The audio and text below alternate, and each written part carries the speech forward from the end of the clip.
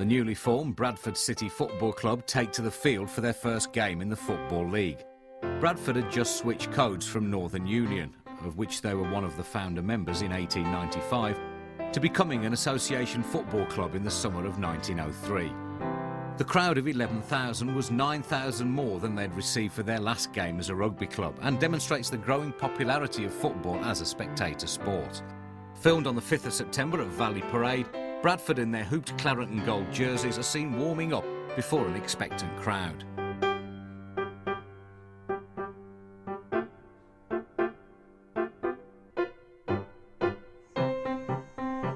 Their opponents, Gainsborough Trinity, were founded in 1873 and joined the second division of the Football League in 1896, before returning to the Midland Football League in 1912.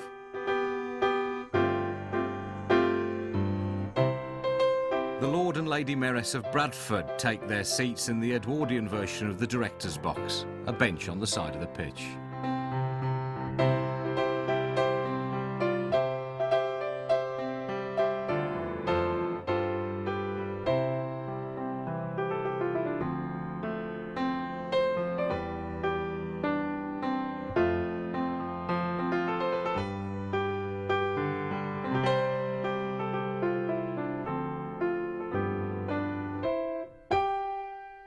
A review of the match highlights that were shown later that evening in the St George's Hall states that so vivid and impressive are these illustrations that small boys in the audience are roused to enthusiasm and cry out, "Now City!"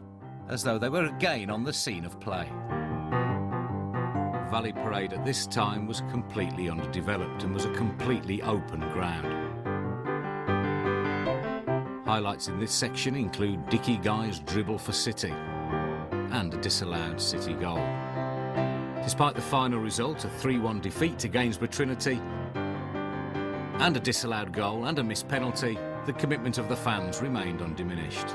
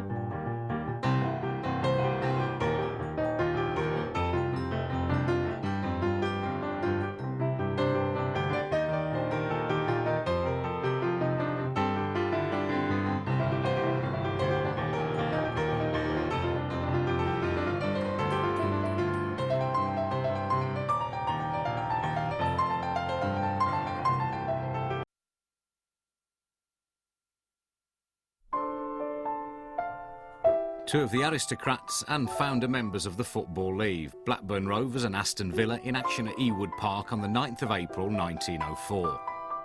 The landscape behind the Nuttall stand, demolished to make way for the Jack Walker stand, is still recognisable to today's fans. Despite the atrocious weather that included rain, hailstorms, snow, lightning and thunder, Pearce and Garrity, Matthews all scored for Villa in the second half, who were deserved winners according to the reporter for the Athletic News, and that was notwithstanding their indifferent shooting.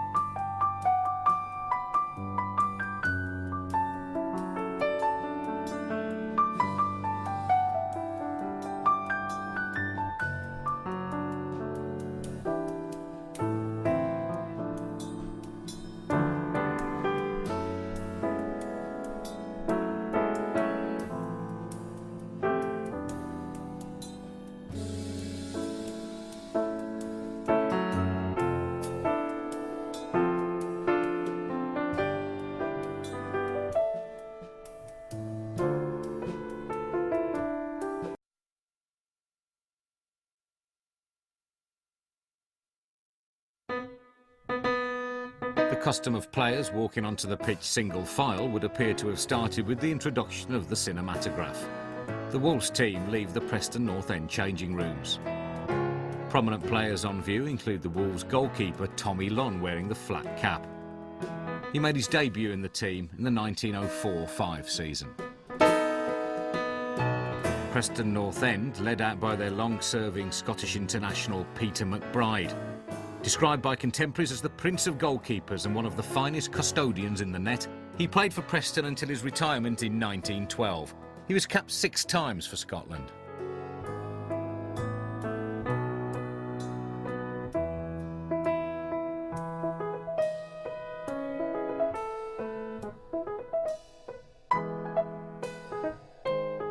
The Preston mascot poses for the camera before the film cuts to the action.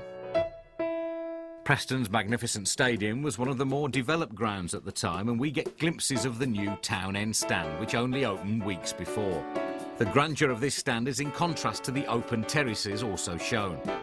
The crowd grew from 6,000 to 8,000 during the first half. The game finished 2-2, with Wolves scoring 2 goals in the last 10 minutes of the match.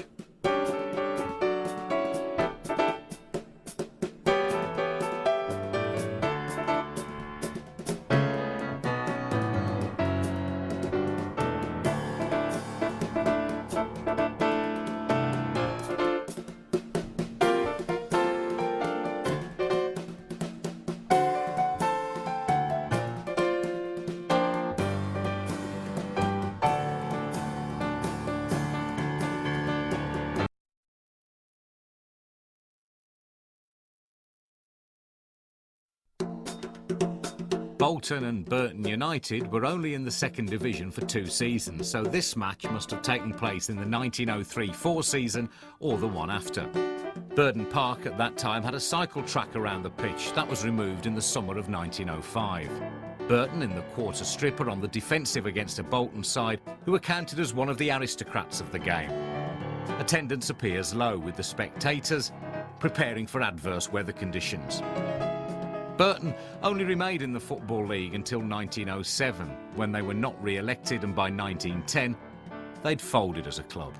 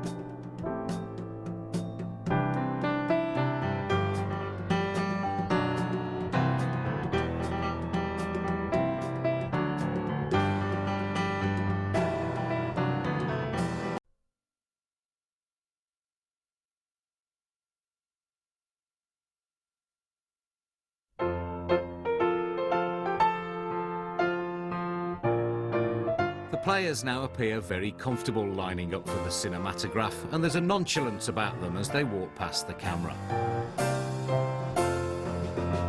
Villa are out first, followed by Preston, for whom Peter McBride once again keeps goal. As usual, he's in his flat cap.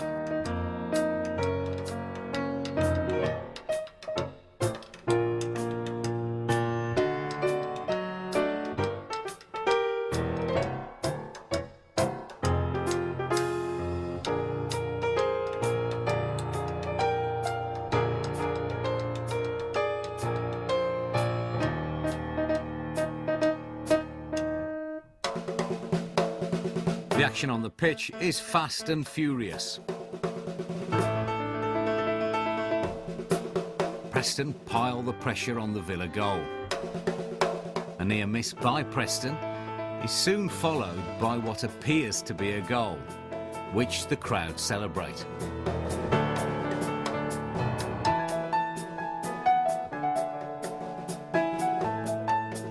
But then we see a Villa player point towards the net, and after animated discussion, the goal is disallowed by Mr. J.H. Pearson of Crewe, because it had gone through a hole in the side netting.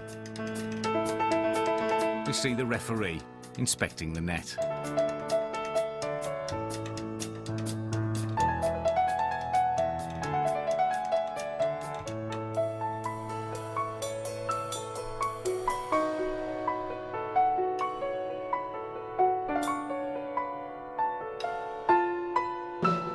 In the 10th minute, there's a superb goal by Dickie Bond after a fine run, in the words of the local paper, the Lancashire Daily Post.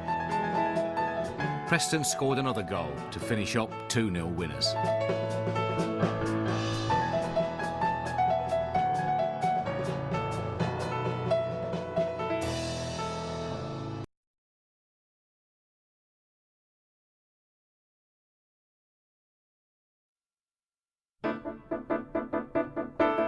Sunderland of the First Division in the Stripes played Leicester Foss of the Second Division on the 12th of January in the first round of the FA Cup at Roker Park in front of a crowd of over 21,000.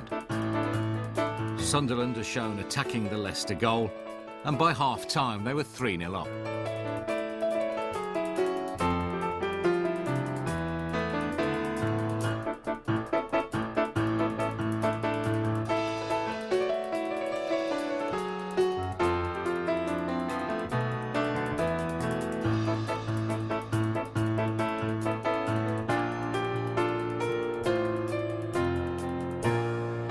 The half-time entertainment.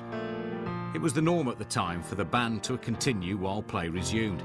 They also accompanied the film when it was shown at the Victoria Hall in Sunderland 2 days later.